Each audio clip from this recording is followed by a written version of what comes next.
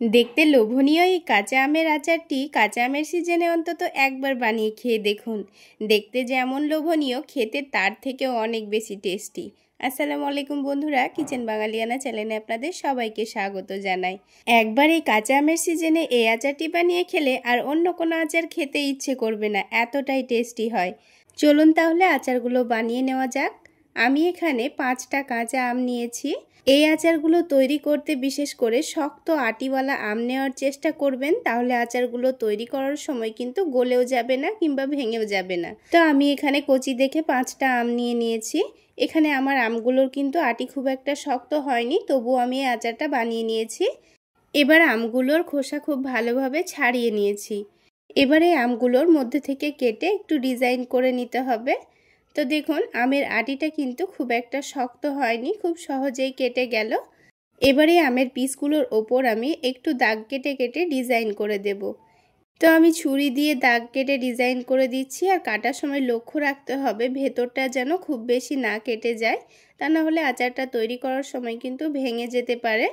তো হালকা করে ওপর দিকটা একটু করে কেটে নিতে হবে।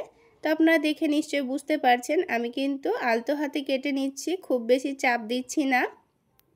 তো এইভাবে আমি সবগুলো আম কেটে নেব। আর দেখুন কত সুন্দর একটা ডিজাইন তৈরি হয়ে গেছে। তো সবগুলো আম ঠিক একইভাবে আমি কেটে নিয়েছি। তো সবগুলো আম কেটে নেওয়া হয়ে গেছে। এবারে এই আমগুলোকে ভালোভাবে ধুয়ে পরিষ্কার করে নেব। ধুয়ে নেওয়ার পর আমগুলো থেকে ভালোভাবে পানি ঝরিয়ে নিতে হবে। তো দেখুন আমগুলো খুব ভালোভাবে ধুয়ে পরিষ্কার করে নিয়েছি, আর পানিটাও ভালোভাবে ছেঁকে নিয়েছি। এবার এখানে 1 কাপ পরিমাণ চিনি দিয়ে দিচ্ছি, তারপরে স্বাদ মতো লবণ দিয়ে দিচ্ছি। এবার এটাকে একটু ভালোভাবে মিশিয়ে নিয়ে 2 ঘন্টা মতো এভাবে রেখে দিতে হবে। আর এই 2 ঘন্টার মধ্যেই কিন্তু চিনিটা খুব ভালোভাবে গলে যাবে। এবার একটা ঢাকনা দিয়ে ঢেকে এটাকে 2 ঘন্টার জন্য রেখে দেব। আর অন্যদিকে এই আচারের জন্য একটা স্পেশাল মশলা তৈরি করে নেব। এই মশলাটা বানিয়ে যে কোনো আচারে দিলেই দেখবেন আচারটা খেতে ভীষণ ভালো লাগবে। তো আমি প্যানের মধ্যে 2টো শুকনো মরিচ নিয়েছি, গোটা 5 ফোড়ন নিয়েছি, গোটা জিরা নিয়েছি, আর নিয়েছি গোটা ধনে, আর একটা তেজপাতা একটু কুচি করে দিয়ে দিচ্ছি।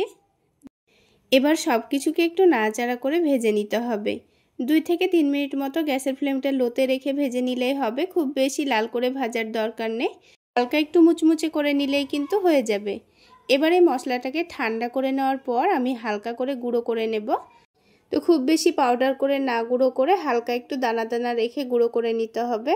তো একটা চামচ দিয়ে আপনাদের দেখিয়ে দিচ্ছি, দেখুন মশলাটা কিন্তু আমি হালকা করে গুঁড়ো করে নিয়েছি।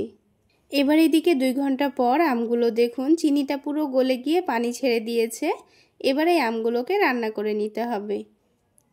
তো আমগুলোকে আমি কড়াইয়ের মধ্যে দিয়ে দিচ্ছি।